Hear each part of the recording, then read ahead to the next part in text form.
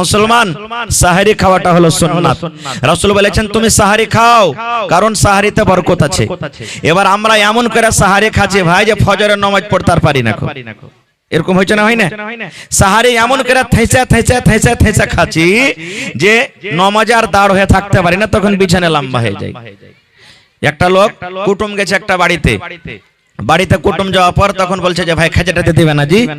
তো ওই বাড়ির লোকেরা 2.5 কিলো চাল এনে দিয়েছে নিজের ছেলে মেয়ের জন্য, বাড়িতে যে খাবো। তো বাড়ির লোক বলছে যখন একটা কুটুম এসেছে তো খাইয়ে দি। ওকে খাইতে দিয়েছে, ভাই খাইতে আছে, ভাত দিতে আছে, দিতে দিতে দিতে দিতে আর কিন্তু হাঁড়িতে ভাত নেই, 2.5 কিলো চালের ভাত শেষ। বাড়ির লোকটা তখন কইছে যে আর তো ভাত নাই, আরো ভাতের দরকার আছে। তখন কইছে ভাই बीच बीच में पानी पीजिए, মানে মাঝে মাঝে পানি খেতে পেটটা একটু ভরবে। তো কইছে ভাই बीच बीच में पानी पीजिए। তখন ওই মেহমান কইছে मेरा बीच आएगा तब ना पानी पिएंगे।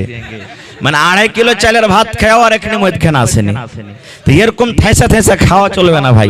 সাহারি মানে অল্প অল্প সাহারি খান, কারণ বেশি যদি সাহারি খাবেন তা আপনি নামাজে দাঁড় হইতে পারবেন না, আল্লাহর ইবাদত করতে পারবেন না। আর একটা জানা রাখেন, কত মা খালা দাদি নানি এমন আছে, কিছু মাসলার কথা গলা বলে দিয়ে জানা দরকার এগুলা আমাদের। কত মা খালা দাদি নানি এমন আছে রমজান মাসে রোজা রাখবে, প্রত্যেকদিন রোজা রাখে, হঠাৎ করে একদিন চেতন পেনে আজান হয়ে গেল। এবার কি করবে? ও কিন্তু সন্ধ্যাতে যা খেয়েছে তাই আছে।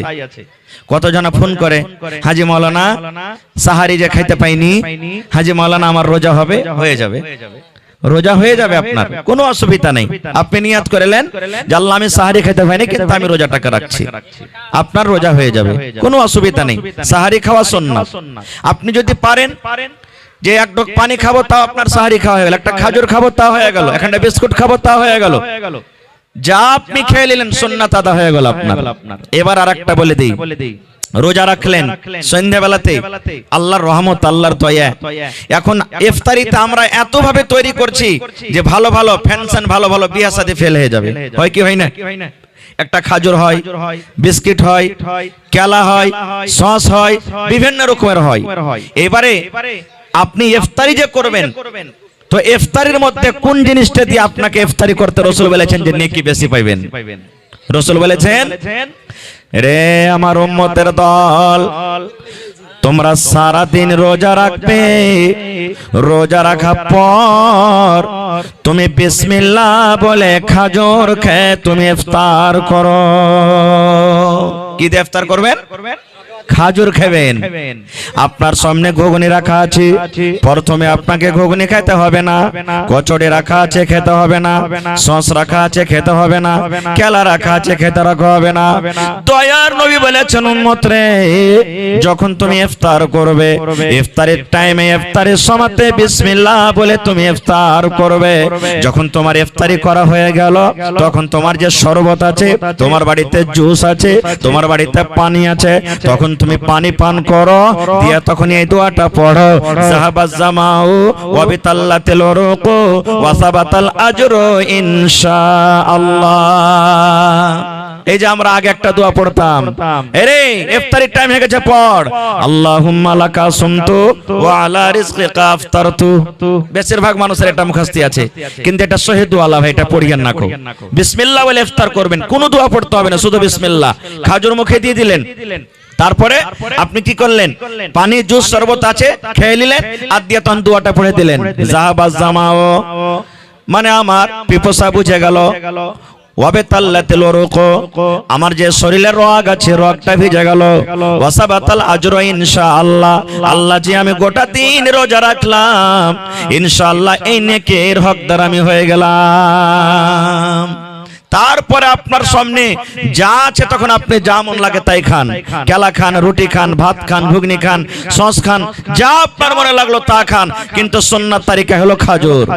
এবার বলবেন মাওলানা প্রত্যেকদিন খাজুর খায় ইফতার করে, হঠাৎ করে বিবি বলেনি বাড়িতে যে খাজুর নাই, খাজুর শেষ হয়ে গেছে, এবারে কি করব? যে মাওলানা রাস্তাতে আমি চলছি, বিস্কিট প্যাকেট আছে কিন্তু আমার কাছে খাজুর নাই, আমি রাস্তা থেকে বাড়ি আসছি, মার্কেট থেকে বাড়িতে আসছি যে মাওলানা, কিংবা ট্রেনে আমি বসে আছি, বসে আমি বসে আছি, আমার কাছে খাজুর নাই, তাহলে ওই সময়তে কি করব যে মাওলানা?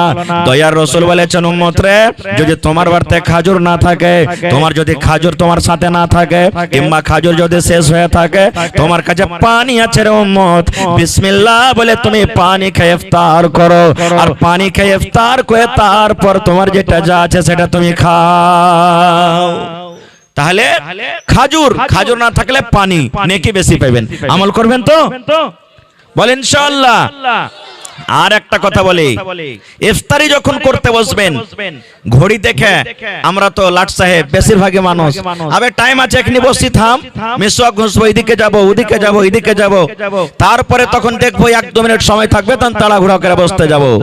না রে ভাই না, ইফতারি আপনি করতে বসবেন, 10 মিনিট কম করে আগে বসেন, 5 মিনিট কম করে আপনি থালা নিয়ে বসে যান। আল্লাহ রাসূল বলেছেন মানুষ যখন দোয়া করবে, কোন কোন টাইমে মানুষের দোয়া কবুল হয়, এ আমার মায়েরা খালারা শুনেলেন, ঝমঝম ঝমঝম ঝমঝম করে যখন পানি হয়, তখন একটা দোয়া কবুল হওয়ার টাইম। আপনি ওই টাইমখানে যদি আল্লাহর কাছে দোয়া করেন, আল্লাহ রাব্বুল আলামিন আপনার দোয়াকে কবুল করবেন। আর কখন দোয়া কবুল হয়? আজান যখন হয়, আজানের শেষই, আজান যখন শেষ হয়ে গেল, তখন আপনি দোয়া করবেন, ওই টাইমখানে আল্লাহ রাব্বুল আলামিন আপনার দোয়া কবুল করবেন। আর কখন দোয়া কবুল হয়? আল্লাহ রাসূল বলেছেন যখন তুমি তাশাহুদে বসবে রে উম্মত, তাশাহুদে আত্তাহিয়াত পড়লে, তারপর দুরূদ শরীফ পড়লে, দুরূদ শরীফ পড়ার পর আরো যেগুলো দোয়া আছে, আল্লাহুম্মা ইন্নী যালামতু নাফসি, আল্লাহুম্মা ইন্নী আউযু বিকা মিন আযাবিল কবরি, আরো অন্য দোয়া আছে, সালাম ফেরার আগে আগে যে তুমি দোয়াগুলো পড়বে, ওই সময়তে তোমার দোয়া কবুল হয়ে যাবে। আর কখন দোয়া কবুল হয়? আল্লাহ রাসূল বলেছেন এই শবে কদরের রাতে দোয়া কবুল হয়। আর কখন দোয়া কবুল হয়? জুমার দিনে একটা টাইম, একটা সময় এমন আছে, ওই টাইম সময়তে আপনি যদি আল্লাহ রাব্বুল আলামিনের কাছে দোয়া করেন, আল্লাহ আপনার দোয়া কবুল করবে। আর কখন দোয়া কবুল হয়? এরকম ভাবে অনেক জায়গা আছে রে ভাই। এই করতে করতে রাসূল বলেছেন উম্মত রে, যখন তুমি ইফতার করতে বসবে, ইফতারি করতে বসবে, ইফতারি করার আগে আগে তোমার মুখ দিয়ে যে কথাটা বের হবে, ইফতারি করার আগে যদি তুমি আল্লাহর কাছে কোনো দোয়া করো, আল্লাহ রাব্বুল আলামিন ওই টাইমখানে তোমার দোয়া কবুল করবেন। ইফতারি করার আগে, কেমন কথা? আচ্ছা বলেন তো, আজকে 5:56 আপনি ইফতার করেছেন নাকি? এবার ঘড়ির দিকে আমরা দেখি, মোবাইল সবার কাছে আছে, যতক্ষণ 56 না হবে আমরা কি ইফতারি করব? করব না। কেন? কার ডরে করি না? আল্লাহর ডরে। কারণ টাইমের আগে ইফতারি যদি করি তো রোজা হবে না, নাকি? সুবহানাল্লাহ। রে মুসলমান, এ আমার মায়েরা খালারা শুনেন, আপনি ইফতারি থালি নিয়ে 5 মিনিট আগে বসে গেছেন, 10 মিনিট আগে বসে গেছেন, আপনার সামনে কত সুন্দর শরবত রাখা আছে, গোটা দিন রোজা রাখলেন, পিপাসা লেগেছে, কলিজা শুকিয়ে গেছে, আল্লাহরই হাতখান যদি আপনি বাড়ান, গিলাসটা নিয়ে আমি পাঠ করতে পারবেন। আপনার সামনে এত রকম নানা রকম খানা রাখা আছে, আপনি যদি হাতখানটা বাড়িয়ে মুখে দেন খেতে পারবেন, কিন্তু আপনি খান না। আল্লাহ যে আমি যে 8 ঘন্টা 10 ঘন্টা 15 ঘন্টা না খেয়ে থাকলাম, এখন যদি আমি 1 মিনিট 2 মিনিট আগে খেয়েলি, আমার রোজাটা হবে না, আমি নাকি পাবো না। আল্লাহর ডরে আপনি খান না। এবার আল্লাহ রাব্বুল আলামিন ফেরেশতাকে বলবেন, আল্লাহ সবই কথা জানছেন, তবে ফেরেশতাকে বলবেন, এ ফেরেশতা, আব্দুল্লাহ কেন বসে আছে থালিলা ইফতারি করে না, হালেমা কেন বসে আছে করে না, খাদিজা কেন বসে আছে করে না, এই দেখো আব্দুল সাত্তার বসে আছে, দেখো তাদের সামনে কত রকম খানা রাখা আছে, কেন ইফতার করে না? এবার ফেরেশতা বলবেন, মাবুদ এখনো টাইম হয়নি, আল্লাহ জি এখনো টাইম হয়নি। তারা বারবার ঘড়ির দিকে দেখছি, টাইম হবে তাইলে ইফতার করব। এবার আল্লাহ তাবারক ওয়া তাআলা বলবেন, বান্দারে এই আমার ফেরেশতার দল কার ডরে তারা ইফতার করে না? বলবেন, আল্লাহ তোমার ডরে ইফতার করে না। এবার আল্লাহ বলবেন, ফেরেশতারে ওই আমার মিরকা গ্রামের আমার বান্দা বান্দিরা আমাকে কি দেখেছে যে আমাকে ডর করছে? বলছেন না আল্লাহ দেখেনি। এবার বলবেন, আমার কাছে তারা কি চায়? এবার বলবেন, আল্লাহ তারা জাহান্নামের আগুন থেকে বাঁচতে বাঁচতে চায়, কবরের শাস্তি থেকে বাঁচতে চায়, আল্লাহ তারা মনে মনে বলছেন রব্বুল আলামিন তুমি আমাদের রোজাকে কবুল করো এবং জান্নাতুল ফেরদৌসে আল্লাহ তুমি জায়গা দান করিও। এবার আল্লাহ রব্বুল আলামিন ফেরেশতারাকে বলবেন, ও আমার ফেরেশতার দলেরা, যত থালি নিয়ে প্লেট নিয়ে আমার বান্দা বান্দিরা বসে আছি, যত মানুষ আমার কাছে চেয়েছি, আমি আল্লাহ রব্বুল আলামিন তাদের জীবনের গুনাহকে maaf করে দিলাম, আমি জাহান্নামের আগুন থেকে আজাদ করে দিলাম এবং আল্লাহ রব্বুল আলামিন আমি তাদেরকে জান্নাতে ঘোষণা করে দিলাম। নারে তাকবীর। দেখলেন? अच्छा एक तो लेखा रखें 10 मिनट तक हमें दुआ करছি मैक में थोड़ा आवाज बढ़ाइए ना हो एक तो आवाज बढ़ाओ भाई बॉक्सर आवाज गला बढ़ाओ तो भाई আমার তাহলে শিখে নিলেন কোশিশ করবেন যে আমি একটু আগে বসবো তাহলে এই ফজিলতটা আপনি পাবেন আর একটু আগে চলেন এবার আল্লাহ তাবারাক ওয়া তাআলা আমাদেরকে রোজা দিয়েছেন রোজা রাখতে কষ্ট হয় না একটু বলেন কষ্ট হয় কি হয় না হয় আপনারা বলবেন হাজী মাওলানা আল্লাহ কেন কষ্ট দিয়েছেন আমাদেরকে এক মাস আল্লাহ কষ্ট দিয়েছেন কেন এক মাস একটানা রোজা রাখা মামুলি কথা নয় ভাই কেন দিয়েছেন আল্লাহর কি উদ্দেশ্য আছে প্রত্যেক কাজে আল্লাহ তাবারাক ওয়া তাআলার উদ্দেশ্য আছে এই যে আজকে ম্যাক বাজছে উদ্দেশ্য আছে যেন কথাটা জোরে হয় আছে না আছে আজকে আপনারা বসে আছেন জলসা শুনবো দান করব মসজিদ বানাবো নেকি পাবো জান্নাত যাব উদ্দেশ্য আছে না নাই আল্লাহ জমিন দিয়েছে চলাফেরা করব বাড়ি বানালছে উদ্দেশ্য আছে ছেলে মেয়ে না থাকবো একটা গায় কিনছেন আপনি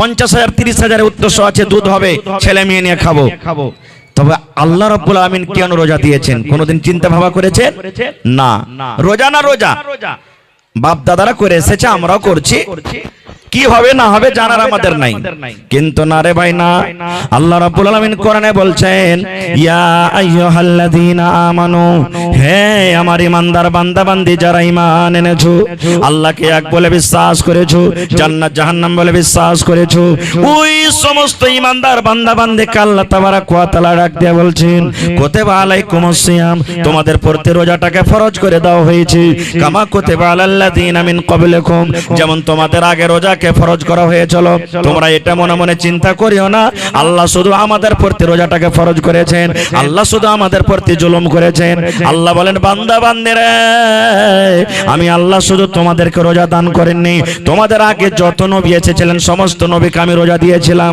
কেন রোজা দিলাম রোজা দেওয়ার উদ্দেশ্য কি আল্লাহ বলেন লাআল্লাকুম তাত্তাকুন এক মাস রোজা রেখে যেন তোমরা ঈমানদার হইতে পারো এক মাস রোজা রেখে যেন তোমরা নামাজি হইতে পারো এক মাস রোজা রেখে তোমরা যেন মুত্তাকি হইতে পারো এক মাস রোজা রেখে যেন তোমরা সালেহ বান্দা হইতে পারো এক মাস রোজা রেখে যেন তোমরা আল্লাহওয়ালা হইতে পারো এই জন্য আল্লাহ বলেন বান্দারে আমি এই জন্য রোজা দিলাম যেন তোমরা মুত্তাকি পরহেজগার বান্দা এবং বান্দি হইতে পারো